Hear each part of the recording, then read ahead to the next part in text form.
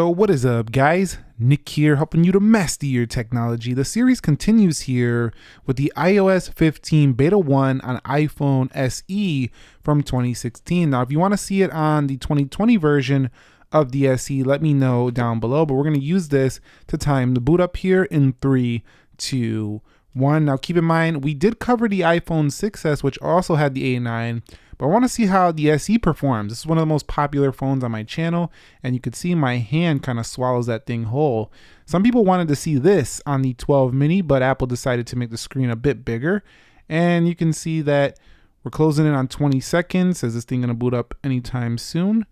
Not sure here. We do have 2 GB of RAM on board here, which was really a very important thing for iPhone to get 2 gigs of RAM, because when they were at 1 gig of RAM, when they got old, they started lagging up. So you can see right here, 26.96. I might have been a second or so off. So you could say 25 to 30 seconds is when it's going to boot up, which is very respectable considering that this phone launched way back in March of 2016. So that's literally over 5 years old already on this phone. To boot up in 25 seconds 5 years later shows how well optimized iPhones really can be. All right, guys, so let's go ahead and confirm the software right here. You can see iOS 15 on board, Apple A9 clocked in at 1.80 gigahertz, 1.97 gigabytes of memory, aka 2 gigs of RAM here.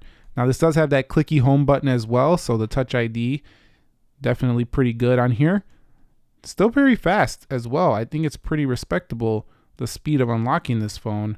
That was so ahead of its time, the Touch ID, that many other phones started getting fingerprint scanners, and it still holds up to this day. I mean, you could use this on a newer phone and it would still be very enjoyable to use. So very good, long-lasting technology was Touch ID right there.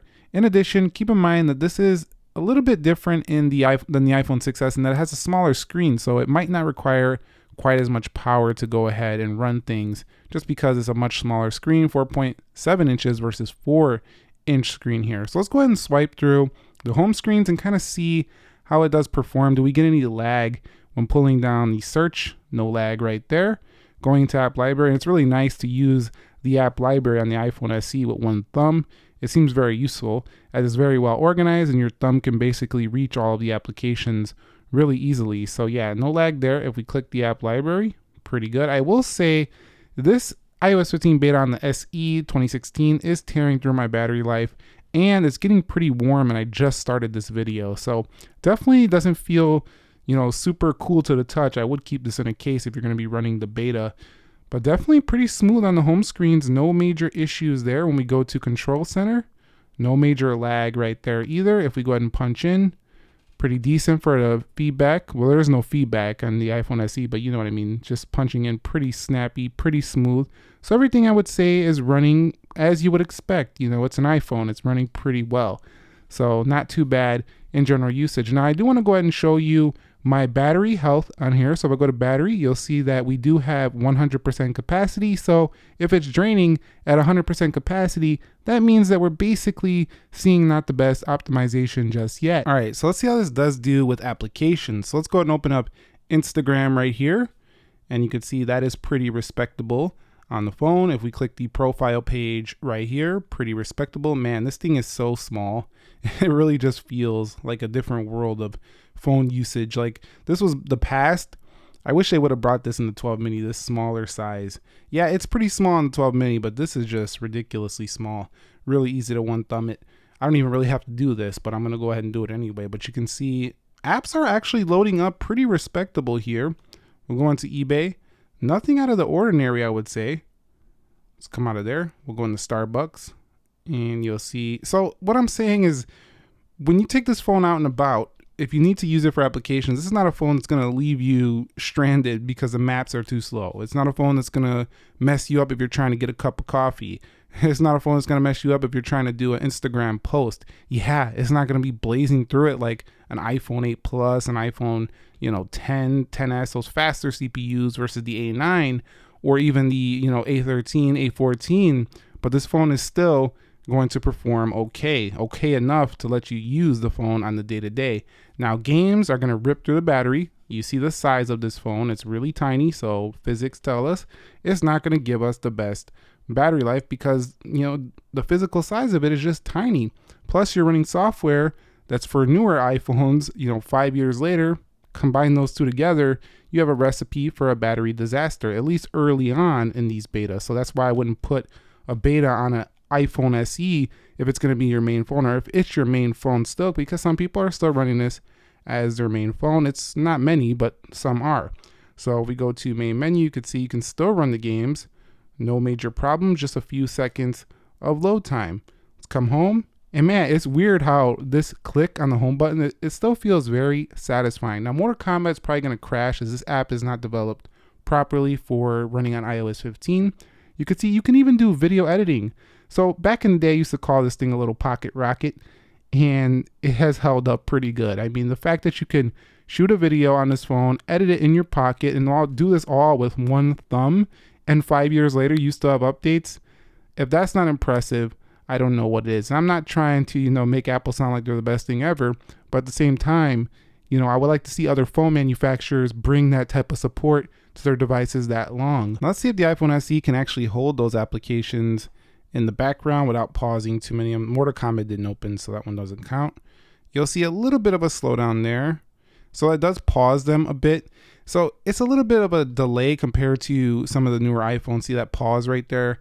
Whereas like an iPhone 12, for example, not really a comparable phone, but it would have less of a pause and you'd be able to get into the app a little bit faster. As this does improve, or like as you get more applications open, this will actually get a little bit worse, like a little bit more pausing, a little bit more app reopening and stuff like that. So do keep that in mind. It is an issue that you will encounter if you're opening too many apps at once. But since we're on the topic of opening up apps, let's open up the camera and see how the camera does perform. Do we have any lag? Can we take photos and videos on this first beta?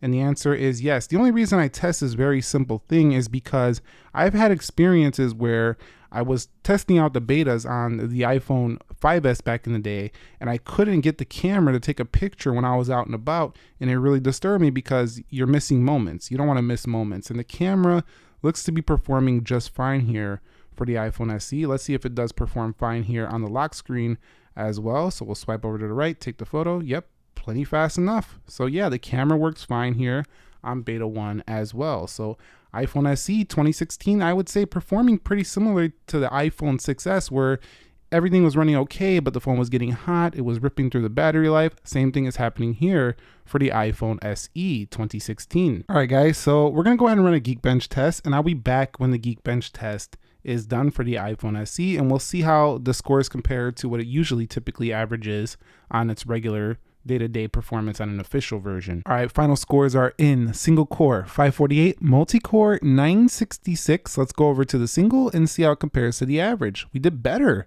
than the average on this SE, and the multi, we did almost exactly what it averages on the iPhone SE for a regular version. So very good there in terms of that Geekbench score. So overall, having these features, the iOS 15 features in the palm of your hand with 113 gram weight, Apple A9 16:9 display, this phone has really stood the test of time, and it's always going to go down as one of my favorite classic iPhones of all time. Beautiful design, industrial. I really just always love this design. I think that if you're going to upgrade to iOS 15, you're going to probably see some horrible battery life, especially right now. We'll have to see how it does in the official versions. You're going to see okay performance, but that's the only really drawback for me of the SE at this point is the battery life, and the cameras aren't the best anymore, especially in low light. If you found this video helpful, entertaining, informing, do me a favor, click that like button for me. Subscribe if you haven't already. If you want to see more like this, be sure to check out this video. I'll catch you all in the next one. Nick here, and peace.